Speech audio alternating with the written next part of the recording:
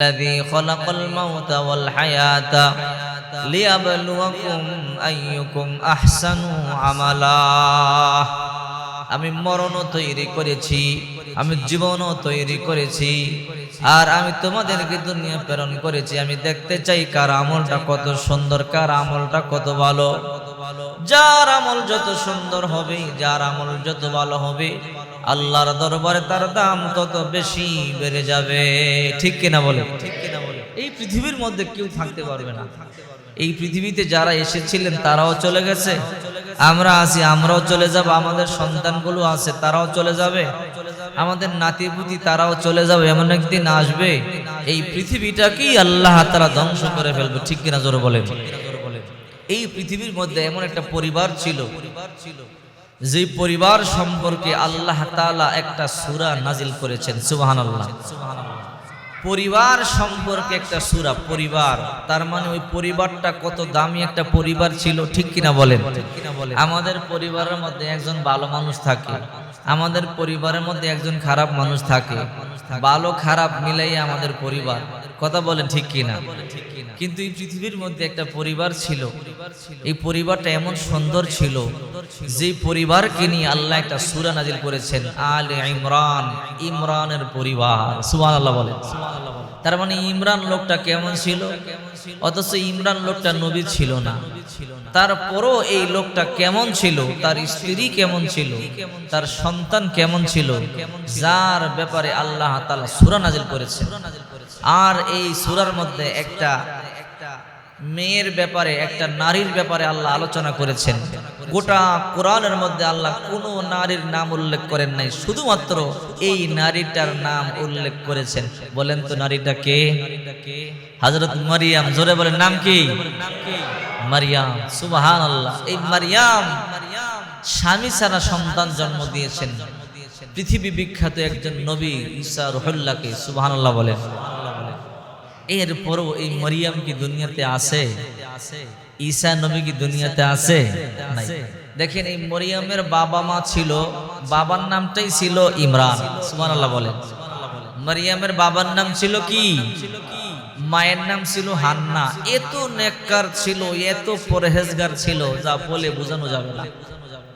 বয়স হয়ে গেছে কিন্তু সন্তান নাই, বৃদ্ধ হয়ে গেছে, শেষ বয়সে এসে গেছে কিন্তু সন্তান নাই। আল্লাহর কাছে খালি কান্দে, আল্লাহ সন্তান দাও, সন্তান দাও, কিন্তু আল্লাহ সন্তান দেয় না। এত নামাজ পড়ে, এত ইবাদত বন্দেগী করে, এরপরও আল্লাহর কাছে চায়, কিন্তু আল্লাহ তাআলা দেয় না। আর আমরা দোয়া করে না পাইলে বলি, আল্লাহ আমার কি চোখে দেখে না? কথা বলে ঠিক কি না? আল্লাহ কি আমার দেখে না? এত দোয়া করি, আল্লাহ আমার দোয়া কবুল করে না। আমাদের যা ইবাদত, ইবাদতের চাইতে বেশি আমাদের গুনাহ। ঠিক কিনা বলেন? আর তাদের গুনাহ ছিল না, শুধু ইবাদত। তারাই দোয়া করতে করতে করতে করতে বুড়া হয়ে গেছে, তারপর আল্লাহ দোয়া কবুল করে না। এই জন্য দোয়া করে অধৈর্য হওয়া যাবে না, ধৈর্য ধারণ করতে হবে। আপনার কল্যাণের দিকে আল্লাহ তাকিয়ে আছে। এই দোয়ার ফজিলতরা আপনার যখন বেশি কল্যাণ হবে, তখন আল্লাহ দান করবে। সুবহানাল্লাহ বলেন। মারিয়ামের বাবার নাম ইমরান। এই ইমরানের ব্যাপারে আল্লাহ সূরা নাজিল করেছে। ইমরানের পরিবার, ইমরানের পরিবারকে নিয়ে আল্লাহ সূরার মধ্যে আলোচনা করেছেন। পরিবারটা কেমন ছিল? যদি ওই পরিবারের মতো আমরা জিন্দেগি গঠন করতে পারি, তাহলে আমরা আল্লাহর প্রশংসার পাত্র হব, আমরাও জান্নাতি হব। সুবহানাল্লাহ বলে। মারিয়ামের মায়ের নাম ছিল হান্না। দুইজনই বড়ই পরহেজগার, ইবাদত বন্দেগী করতে করতে বার্ধক্য চলে এসেছে। একদিন স্বামী আর স্ত্রী দুইজনে ঘরের সামনে বারান্দায় বসে গল্প করে, হঠাৎ করে তাকাইয়া দেখে গাছের মধ্যে দুইটা পাখি তার বাচ্চার মুখের মধ্যে খাবার দিতেছে। সুবহানাল্লাহ বলেন।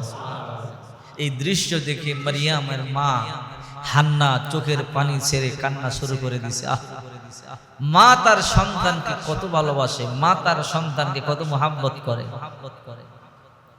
মা আদর করে করে সন্তানের মুখের মধ্যে খাবার তুলে দেয়। যদি আমার একটা সন্তান থাকতো, আমি আমার সন্তানটার মুখের মধ্যে খাদ্য তুলে দিতাম। ওই দিন আবেগ ভরা অন্তর নিয়ে চোখের পানি ছেড়ে স্বামী আর স্ত্রীর সাজদায় পড়ে কান্না শুরু করতে। সুবহানাল্লাহ বলেন। আয় রব্বুল আলামিন, আমাদেরকে তুমি একটা সন্তান দান করো। রব্বুল আলামিন আমাদের ইন্তেকালের পরে আমাদের জন্য দোয়া করবার মানুষ যদি দুনিয়ার মধ্যে না থাকে, আল্লাহ কেমন দেখা যায় তুমি একটা সন্তান আমাদেরকে দান করো। হান্না আর ইমরান দুইজন চোখের পানি ছেড়ে ছেড়ে কান্না শুরু করে দিল। আবার মরিয়মের মা হান্না মানত করলো, আল্লাহ আমাকে তুমি যে সন্তানটা দান করবা, এই সন্তানটা আমি তোমার নামে উৎসর্গ করে দিব তোমার রাস্তায়। এই কথা যখন বলল, আল্লাহ তাআলা দোয়া কবুল করে আল্লাহ তাআলা তাদের সংসারে সুন্দর একটা সন্তান দান করেছে। তখন মরিয়মের মা গর্ভবতী হলো। দেখেন আল্লাহ পাক কি বলেন, ইদ ক্বালাত রাতু ইমরান রাব্বি ইন্নী নাযারতু লাকা মা ফি বাতনি মুহাররারান ফাতাকাব্বাল মিন্নী ইন্নাকা আনতাস সামিউল আলিম। ইমরানের স্ত্রী হান্না যখন বলল, হে আমার রব, আমার পেটের মধ্যে যা আছে আমি তা তোমার রাস্তায় উৎসর্গ করে দিলাম। আল্লাহ তুমি তাকে নিরাপদে রাখিও আর আমার পক্ষ থেকে কবুল করে নাও। ইন্নাকা আনতাস সামিউল আলিম, নিশ্চয়ই তুমি সব দেখো এবং সব জানো। এই কথাটা আল্লাহর কাছে এত পছন্দ হয়েছে, আল্লাহর কাছে উৎসর্গ করে দিবে আল্লাহর রাস্তায়। এই কথা বলবার পরে আল্লাহ তাআলা মরিয়মের মায়ের দোয়া কবুল করে তার গর্ভে আল্লাহ সন্তান দিয়েছে। এখন মরিয়মের মায় মনে করছে হান্না যে আমি যে দোয়া করলাম আল্লাহর রাস্তায় উৎসর্গ করব, নিশ্চয়ই আল্লাহ আমারে পুত্র সন্তানই দান করবে, এরকম একটা নিয়ত অন্তরের মধ্যে ছিল।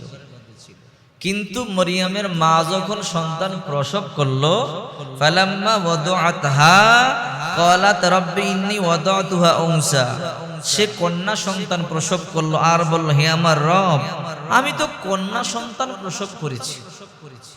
আল্লাহ তাআলা বলেন, ওয়াল্লাহু আ'লামু বিমা ওয়াদআত, সে কি প্রসব করেছে আল্লাহ তাআলা ভালো করেই জানে। মরিয়মের মা মরিয়মকে জন্ম দেওয়ার পরে চোখের পানিগুলো সারিয়া কান্না শুরু করে দিল। আল্লাহ আমি মনে করেছি আমার পুত্র সন্তান হবে, সন্তানটাকে বাইতুল মুকাদ্দাসে উৎসর্গ করে দেব। আল্লাহ তোমার রাস্তায় আমি তাকে উৎসর্গ করব, মসজিদের খেদমত করবে, মসজিদ ঝাড়ু দিবে, মসজিদের খেদমত করবে।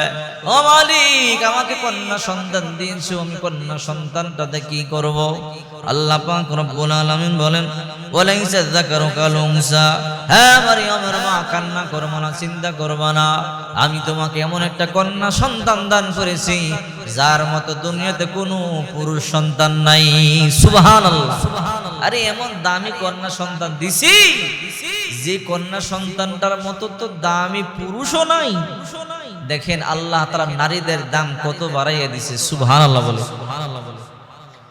এরপরে ওয়াইন্নী সাম্মাইতুহা মারইয়াম, আল্লাহ তাআলা বলে, রে হান্না, আমি আল্লাহ নিজে তার নাম রাখিয়া দিলাম মারইয়াম। সুবহানাল্লাহ। তার মানে মরিয়ম নামটা আল্লাহর কাছে কত পছন্দ। আপনাদের যদি কন্যা সন্তান হয় অথবা নাতিন হয়, নাম রাখবেন মরিয়ম। এই নামটা স্বয়ং আল্লাহ নিজে রাখছে, এই একটা নাম। আর আমাদের নবী সাল্লাল্লাহু আলাইহি সাল্লামের নাম আহমদ, এই নামটাও আমাদের আল্লাহ নিজে রাখছে। সুবহানাল্লাহ।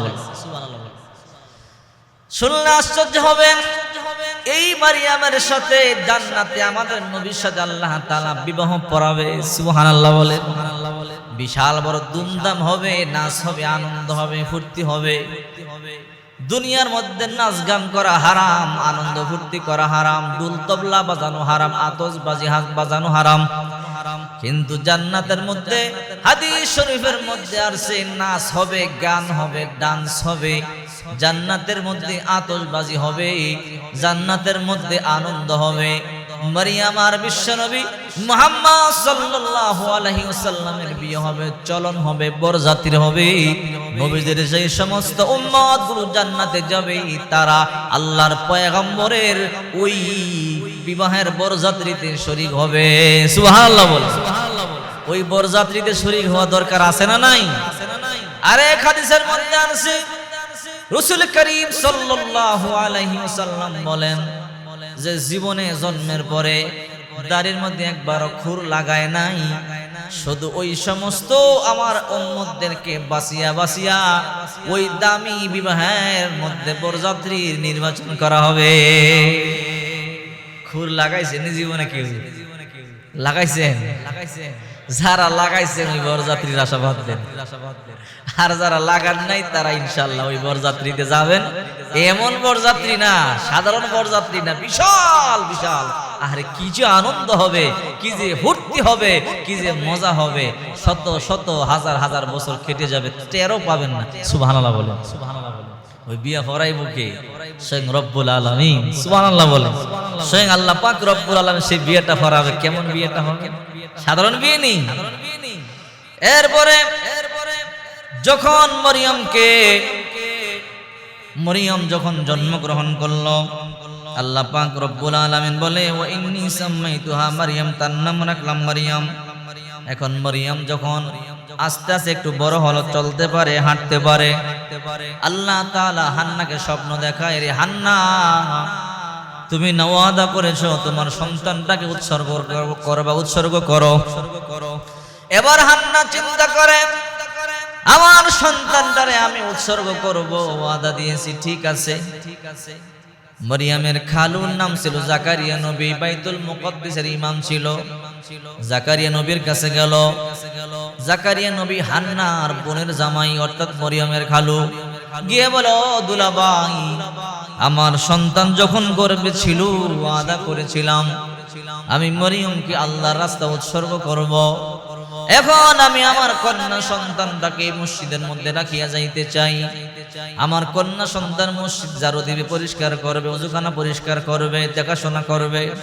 কিন্তু আমার চিন্তা, আমি যে আমার কন্যাকে রাখিয়া যাব, কার জিম্মাদারিতে রাখিয়া যাব? এই দামি সুন্দর কন্যা সন্তানটার জিম্মাদারি নেওয়ার জন্য মসজিদের প্রত্যেকটা মুসল্লি কয় আমি নিব, তার দেখাশোনা করব। কিন্তু সবাই যে বলে কাকে দেওয়া হবে। এবার জাকারিয়া পয়গম্বর বলে, আপনারা থামেন, আপনাদের প্রত্যেকের হাতের মধ্যে একটা করে লোহার কলম দেওয়া হবে, লোহার কলম। সবাই পানির মধ্যে ছাড়বেন, যার কলমটা বেশি থাকবে তার জিম্মাদারিতে তাকে দেওয়া হবে। সুবহানাল্লাহ বলে। আচ্ছা, লোহার কলম কি বেশি থাকে না নিচে চলে যায়? আমরা যদি লোহার কলম ছাড়ি, লোহাটাকে বাইসা থাকবে না নিচে চলে যাবে? নিচে চলে যাবে। প্রত্যেক মুসল্লির হাতের মধ্যে একটা করে লোহার কলম। লোহার কলম সবার হাতের মধ্যে দেওয়ার পরে সবাইকে নিয়ে নদীর মধ্যে গেল। আর বলল, শুধু বাসিয়া থাকবে তা নয়, স্রোতের উল্টা দিকে উজান দিকে চলবে, দৌড়াবে।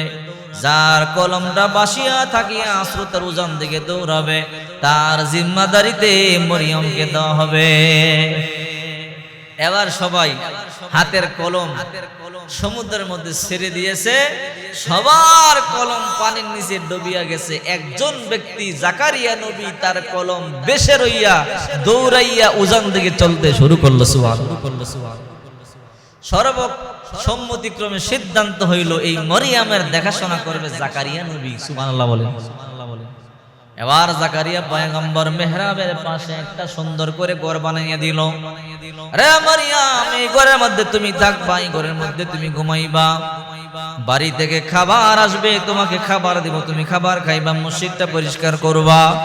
তোমার মা যেহেতু মান্নত করেছে তোমাকে উৎসর্গ করবে, সেই জন্য তোমাকে মসজিদের মধ্যে থাকতে হবে। মসজিদের মেহরাবের পাশে মরিয়মের জন্য বাহিরে সুন্দর করে একটা ঘর বানাইয়া দিল। আর জাকারিয়া পয়গম্বর মরিয়মের জন্য খাবার নিয়ে যায়, মরিয়ম খাবার খায়, মসজিদটা পরিষ্কার করে। হযরত জাকারিয়া পয়গম্বর যখন মেহরাবের কাছে, মেহরাবের ভিতরে মরিয়মের কাছে যাইতো, গিয়াই দেখতো জান্নাতি সুন্দর সুন্দর রকমের ফলমূল দেখা যায়। সুবহানাল্লাহ। এই যে আল্লাহ পাক বলেন, আল্লাহ পাক বলেন, কুল্লামা দাখালা আলাইহা জাকারিয়াল মিহরাব ওয়াজাদা ইনদাহা রিজকা। জাকারিয়া পয়গম্বর যখন মেহরাবের ভিতরে মরিয়মের কাছে যাইতো, রং বেরঙের খাদ্য দেখতো, ফলমূল দেখতো, আর বলতো, ক্বালা ইয়া মারইয়াম আন্না লাকি হাযা। মরিয়ম রে, এই ফলগুলো কোত্থেকে আর সেই ফলগুলো কে দিল? এমন অমৌসুমী ফল জাম এখন তো আমাদের এলাকার মধ্যে ফলে না, এই ফল তোমাকে কে দিল? মরিয়ম বলে, ক্বালাত হুয়া মিন ইনদিল্লাহ, এগুলো আল্লাহর তরফ থেকে আসে। ইন্নাল্লাহা ইয়ারযুকু মান ইয়াশাউ বিগাইরি হিসাব, নিশ্চয় আল্লাহ যাকে চায় বেহিসাব রিজিক দান করে। জাকারিয়া নবী একদিন মরিয়মকে তালা দিয়া, সবসময় তালা দিয়া রাখতেন আর সময় হইলে তালা খুলে দিতেন। একদিন দিনই দাওয়াত দেওয়ার জন্য, দিনই কাজ করবার জন্য অনেক দূরে চলে গেছে। সেখানে উনি 3 দিন রইলেন দাওয়াতি কাজে, মরিয়মের কথা ভুলে গেলেন।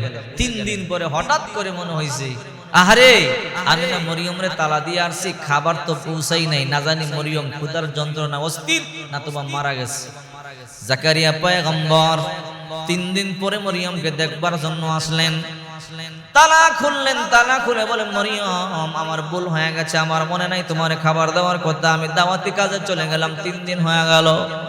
কুল্লামা দাখালা আলাইহা জাকারিয়াল মিহরাব, মিহরাবের ভিতরে ঢুকতেই দেখে ওয়াজাদা ইনদাহা রিজকা ক্বালা ইয়া মারইয়াম আন্না লাকি হাযা, মরিয়ম রে এগুলো কি রে? হাজার হাজার রকমের রং বিরঙ্গের ফল তোমার আশেপাশে দেখা যায়।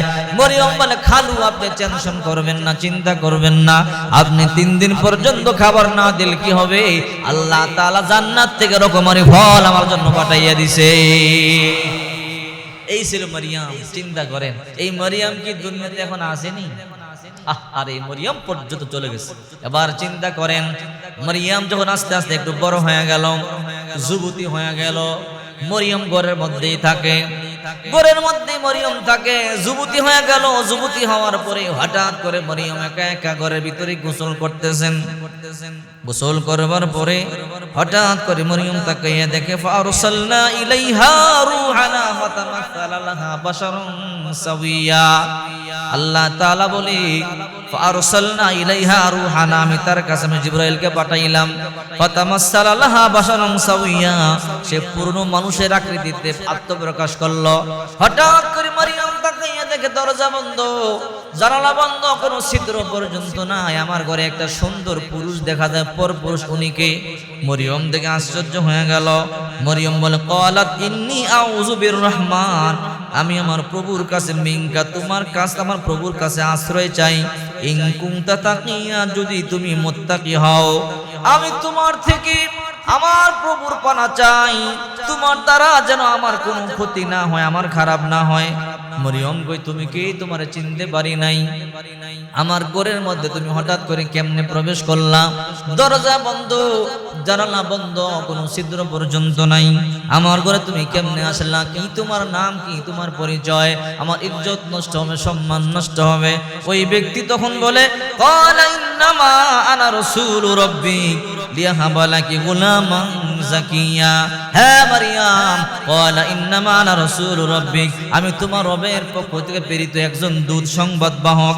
লিয়াহাবা লাকি গুলামান যাকিয়া, আমি তো এসেছি যেন তোমাকে পবিত্র একটা সন্তান দান করা যায়। সুবহানাল্লাহ। আরে তোমার একটা সন্তান দেওয়ার লেগে আইছি, আমি দুনিয়ার কোনো মানুষ নই, আমি আল্লাহর ফেরেশতা, আল্লাহ আমারে পাঠাইছে, আমি তোমার একটা সন্তান যেন দিয়ে যাইতে পারি, একটা নেককার সন্তান, এই জন্য আমি তোমার কাছে আসলাম। মরিয়ম তখন বলে, ক্বালাত আন্না ইয়াকুনু লি গোলাম, আমার সন্তান কেমনে হবে? ওয়ালাম ইয়ামসাসনি বাশার, কোন মানুষ আমাকে স্পর্শ করে নাই। ওয়ালাম আকু বাগিয়া, আমি ব্যভিচারিণীও নয়, আমি কোনো খারাপ কাজও করি নাই। হ্যাঁ ফেরেশতা, আমার সন্তান কেমনে হবে? সন্তান হতে হলে তো বাবা লাগে, সন্তান হতে হলে তো বিবাহর সম্পর্ক লাগে। আমার তো বিবাহই হয় নাই, আমার তো স্বামী নাই, আমার কেউ স্পর্শ করে নাই, আর আমি এমন নারীও নয়, কোনো খারাপ কাজও করি না, আমার সন্তান কেমনে হবে? এটা সম্ভব নয়, আমার সন্তান হবে না। জিবরাইল বলে, ক্বালা কাযালিকা, এমনি হবে। সুবহানাল্লাহ বলেন। কি? ক্বালা কাযালিকা, এমনি হবে। ক্বালা রাব্বুকি হুয়া আলাইয়া হায়্যিন, তোমার রব বলেছে, তোমার রবের জন্য এটা একদম সহজ কাজ। আরে তোমার রবের লাগে তো ব্যাপারই না। সুবহানাল্লাহ বলেন। কি বলো তুমি? জিবরাইল বলে, হ্যাঁ, ওয়ালিনাজআলাহু আয়াতাল লিন-নাসি ওয়া রাহমাতাম মিন্না, তিনি এটা মানুষের জন্য নিদর্শন স্বরূপ, আল্লাহর পক্ষ থেকে অনুগ্রহ স্বরূপ করতে চান। ওয়া কানা আমরান মাকদিয়া, এটা তো তার জন্য স্থিরকৃত ব্যাপার, আল্লাহর জন্য কোনো ব্যাপারই না। জিবরাইল বলে, মারিয়াম হা করো। মরিয়ম হা করলেন, ফু দিলেন, ফাহামালাতহু, মুহূর্তের মধ্যে মরিয়ম গর্ভবতী হয়ে গেছে। ফাহামালাতহু মরিয়ম মুহূর্তের মধ্যে গর্ভবতী হয়ে গেছে ফান্তাবাদাত বিহি মাকানান কসিয়া মরিয়ম যখন গর্ভবতী হয়ে গেল মরিয়ম চিন্তা করে আরে আমার বিয়ে হয় নাই আমার স্বামী নাই আমার পেট বড় হয়ে গেল আমার গর্ভে সন্তান চলে এলো এখন যদি এলাকার লোকেরা আমাকে জিজ্ঞাসা করে মরিয়ম এটা কার সন্তান কি জবাব দেব আমার সাথে যে ঘটনা ঘটেছে এটা তো তারা বিশ্বাস করবে না তারা বলবে মিথ্যা কথা বলো জিবরাইল তো ফু দিয়া চলে গেল তার কাম তো সে করিয়া চলিয়া গেল কিন্তু এখন তো সাক্ষী দেওয়ার মতো কেউ নাই জিবরাইল আসিয়া তো মানুষের সাথে সাক্ষীও দিবে না আমাকে তো পেশের মধ্যে ফালাইয়া দিয়া চলিয়া গেল এখন আমি কই যাব কার কাছে আমার দুঃখের কথা বলবো মরিয়ম চোখের পানিগুলো সারিয়া সারিয়া কান্দে আর মরিয়ম চিন্তা করে হারে আমি এই এলাকা সারিয়া পালাইয়া যাই নতুবা আমার সন্তান হলে আমি কে জবাব দিব আমি পালায়ন করব আমি এলাকা সারিয়া চলে যাব হঠাৎ করে ফান্তাবাদাত বিহি মাকানান কসিয়া মুহূর্তের মধ্যে মরিয়ম এলাকা সারিয়া দূরে এক জায়গায় চলে গেছে বিশাল দূর ফাজাহাল মাখুদ ইলা জিযইন নাখলা প্রসব বেদনা এমন তীব্র আকার ধারণ করলো মরিয়মকে একটা খেজুর বৃক্ষের নিচে আশ্রয় নিতে বাধ্য করলো মরিয়ম কান্না করে করে বলে ক্বালাত ইয়া লাইতানি মিতু ক্বাবলা হাযা ওয়া কুনতু নাসিয়াম মানসিয়া আহারে এই অবস্থার আগে যদি আমার মরণ হইতো অথবা মানুষের জীবন থেকে আমি বিলুপ্ত হয়ে যেতাম মরিয়ম মানুষ নাই কোনো গাঁও নাই গ্রাম নাই বহু দূরে একটা জঙ্গলার মধ্যে মরুভূমির মধ্যে চলে গেল মরুভূমির মধ্যে কোনো কিছু নাই পানির ব্যবস্থা নাই গাছ গাছালির ব্যবস্থা নাই ওই মরুভূমির মধ্যে কোনো মানুষ নাই মরিয়ম একা একা পেটের মধ্যে সন্তান নিয়ে নিয়ে ঘুরে মরিয়ম আমার চোখের পানি গুলো সারিয়া সারিয়া কান্দে খাবার নাই পানি নাই মরিয়ম কার কাছে যাবে কার কাছে দুঃখের কথা বলবে হঠাৎ করে মরিয়ম একটা খেজুর গাছ দেখলো মরা খেজুর গাছ গাছটার নিচে হেলান দিয়া মরিয়ম চোখের পানি গুলো সারিয়া সারিয়া কান্দে ক্বালাত ইয়া লাইতানি মিতু ক্বাবলা হাযা ওয়া কুনতু নাসিয়াম মানসিয়া আহারে যদি এর আগে আমার মরণ হইতো তাহলেও ভালো হইতো মানুষের স্মৃতি থেকে যদি আমি বিলুপ্ত হয়ে যেতাম তাহলে আমি ভালো হতো আমার সন্তান প্রসব হবে এই সন্তান নিয়ে আমি কই যাব কার কাছে যাব কি জবাব দিব মরিয়ম খেজুর গাছের মধ্যে হেলান দিয়া দিয়া চোখের পানি গুলো সারিয়া সারিয়া কান্দে ফানাদাহা মিন তাহতিহা আল্লাহ তাহজানি কদ জাআলা রাব্বুকি তাহতাকি সারিয়া নিচের থেকে মরিয়ম ছিল পাহাড়ের উপরে একটা খেজুর গাছের নিচে হেলান দিয়া বসা নিচের থেকে আওয়াজ দিতেছে ফানাদাহা মিন তাহতিহা আল্লাহ তাহজানি কদ জাআলা রাব্বুকি তাহতাকি সারিয়া রে মরিয়ম কান্না করবা না চিন্তা করবা না তোমার পায়ের নিচে আল্লাহ তাআলা পানির নহর জারি করে দিয়েছে আর বলেন ওহুজি ইলাইকি বিজিযইন নাখলাতি তুসাকিতু আলাইকা রুতবান জানিয়া মরিয়ম গো যে খেজুর গাছের নিচে তুমি বসে আছো ওই খেজুর গাছের কাণ্ড তুমি টান দাও নাড়া দাও দেখবা সুপক্ষ খেজুর পতিত হবে মরিয়ম বলে আহারি মরা খেজুর গাছ এই গাছের মধ্যে কোনো খেজুর নাই পাতা নাই এই গাছের মধ্যে আমার খেজুর কোত্থেকে আসবে আল্লাহ পাক রব্বুল আলামিন ফেরেশতার মাধ্যমে বলে ও ফেরেশতা আমার মরিয়মকে বলো ও হুজি ইলাইকি বিজিযইন নাখলাতি তুসাকিত আলাইকা রুতবান জানিয়া যদি মরিয়ম এই গাছের মধ্যে একটু নাড়া দেয় রুতাবান জানিয়া পাকা পাকা খেজুর মরিয়মের উপরে পড়বে মরিয়ম যখন নাড়া দিল মুহূর্তের মধ্যে গাছের মধ্যে ফল নাই খেজুর নাই খেজুর দরিয়া পাকিয়া মরিয়মের উপরে পড়া শুরু করে দিয়েছে আল্লাহ তাআলা বলেন হে মরিয়ম ফাকুলি খাও অশরবি পান করো ওয়া কুররি আইনা চক্ষু শীতল করো মরিয়ম তুমি টেনশন করবা না খাও আর পান করো চক্ষু শীতল করো ফা ইম্মা তারাইন্না মিনাল বাশারি হাদা মানুষের মধ্য থেকে যদি তুমি কাউকে দেখো তোমার সাথে কথা বলতে চাই ফাকুলি ইন্নী নাযারতু লির রহমানি সাওমা তুমি বলে দিবা আমি আমার রবের জন্য রোজা মান্নত করেছি রোজা রেখেছি ফালান উকাল্লিমাল ইয়াউমা ইনসিয়া আজকে আমি কোনোভাবেই কথা বলবো না ওই জমানায় রোজা থাকলে কথা বলা নাজায়েজ ছিল, সারাদিন রোজা থাকবে কথাও বলতে পারবে না, একটা কথা বললে রোজা ভঙ্গ হয়ে যাবে। আর আমরা যে রোজা রাখি কথা বললে রোজা ভঙ্গ হয়। এটা আমাদের নবী মুহাম্মদ রাসূলুল্লাহ সাল্লাল্লাহু আলাইহি ওয়াসাল্লামের দয়া, ঠিক কিনা জোরে বলে। নবীজির কারণে আল্লাহ তাআলা এই রমজান মাসে রোজা আমাদের জন্য অনেক সহজ করে দিয়েছে। আগের জমানায় এমন ছিল, নবীজির জমানায়ও প্রাথমিক অবস্থায় এমন ছিল, যদি মাগরিবের ইফতারির সময় যদি ইফতারি না করা যেত, ইফতারি না করতে পারলে, ধরেন ব্যস্ত আছেন, কাজে আছেন, ইফতারি করতে পারলেন না, সফরে আছেন, গাড়িতে আছেন, ইফতারি করতে পারলেন না, যদি আপনার ঘুম চলে আসে তাহলে রোজা শুরু হয়ে গেল, আর খাওন যাইব না, আবার আগামী দিন মাগরিবের পরে আবার খাইতে পারবেন। এর পরের দিনও যদি ইফতার না করতে পারেন, ঘুমাইয়া যান, তারপর আবার রোজা চালু। এইরকম হযরত কায়েস বিন সাম্মাস রাদিয়াল্লাহু তাআলা আনহু একদিন এমন হয়েছে, কৃষক মানুষ রোজা রাখছে, বাড়িতে আইসা বিবিরে কয় রান্না বান্না হয়েছে ইফতারি করার জন্য, কয় রান্না বান্না হয় নাই, আটা নাই, আটা আনছেন, কয় হ্যাঁ, কয় দেন আমি রুটি বানাই, আপনি একটু আরাম করেন। কায়েস বিন সাম্মাস রাদিয়াল্লাহু তাআলা আনহু যখন হেলান দিয়ে বইছে, ঘুম চলে আইছে, এখন তো রোজা শুরু, আর খাওয়া যাবে না, এটা হাদিস। এরপরের দিন আবার কাজে গেছে, বিকালবেলা আর সহ্য করতে পারে না, মসজিদে নববীর সামনে গড়াগড়ি করিয়া কাঁদতেছে, গলা কাটা মুরগির মতো। আহারে, নবীরে বলে, আল্লাহ নবী আপনি অনুমতি দেন না, একটু সে খাবার খাইতো, সে তো মারা যাইব। রসুল বলে, আমার অনুমতি দেওয়ার ক্ষমতা নাই, আল্লাহর আদেশ আমি অমান্য করতে পারবো না।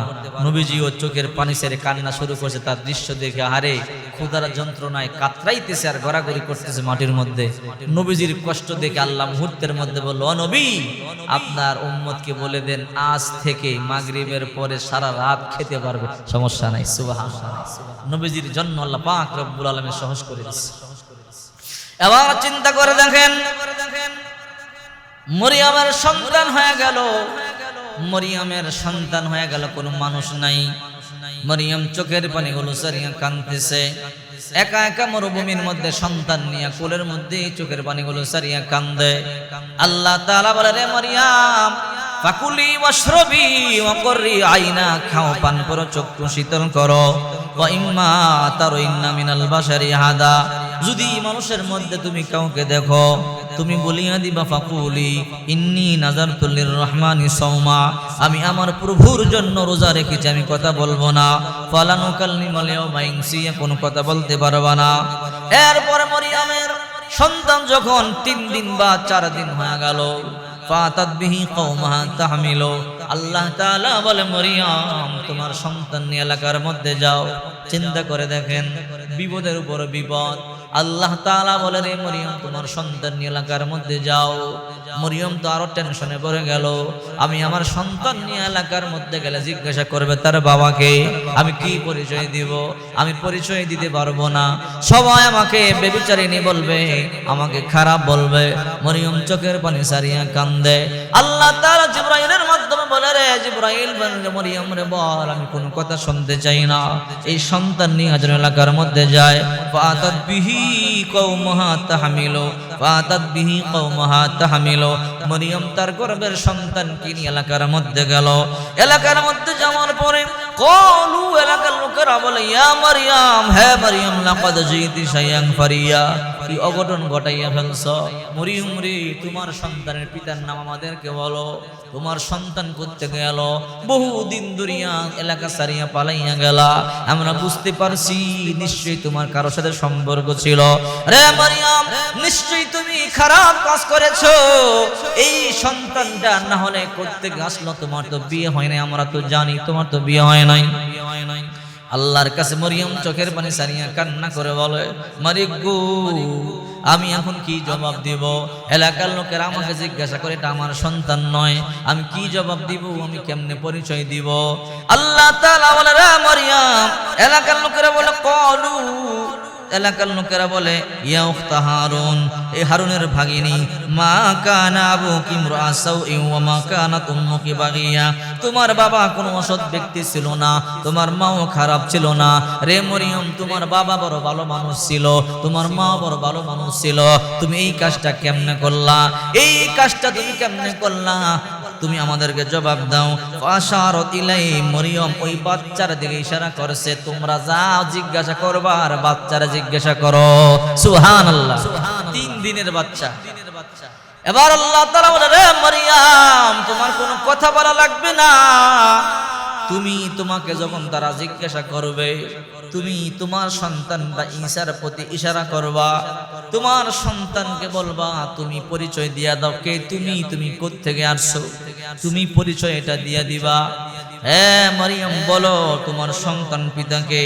মরিয়ম ইশারা করিয়া বলে, ফাশারাত ইলাই, এরে জিজ্ঞাসা করে এর বাবাকে। এবার তারা কয়, হ্যাঁ মরিয়ম, ক্বালু কাইফা নুকাল্লিমু মান কানা ফিল মাহদি সাবিয়া। এই ছোট্ট শিশু, দুধের শিশু কি আবার কথা বলতে পারে নাকি? ছোট্ট শিশু কোনোদিন কথা বলতে পারে না।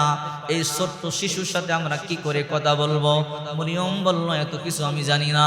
আমাকে জিজ্ঞাসা করেছো তার বাবাকে, আমাকে জিজ্ঞাসা করেছো তার পরিচয়টা কি, তোমরা তাকেই জিজ্ঞাসা করো, আমি তোমাদের সাথে তার ব্যাপারে কোনো কথা বলবো না।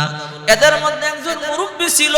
মুরব্বী কয়, যেহেতু মরিয়ম বারবার বলতেছে তারে জিজ্ঞাসা করবার জন্য, চলো আমরা তারে জিজ্ঞাসা করি, দেখি সে কোনো জবাব দিতে পারে নাকি। সে তো জবাব দিতে পারবে না, তারপরও জিজ্ঞাসা করি। এবার একজন মুরব্বী বলল, রে শিশু, বল তোর পরিচয় কি, তোর বাবার নাম কি, কোত্থেকে আসলাম?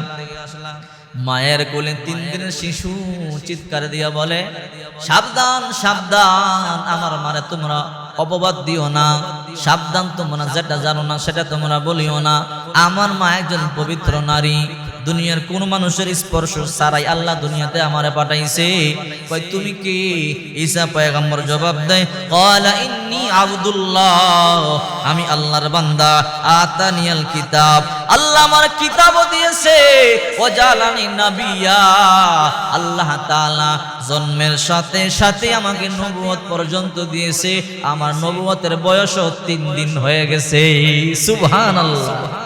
সাবধান, চিন্তা করছেন, আমি যেদিন জন্ম নিয়েছি আল্লাহ তাআলা সাথে সাথে আমাকে নবুয়ত দান করেছেন, আমাকে আল্লাহ তাআলা ইনজিল নামক কিতাব দান করেছেন।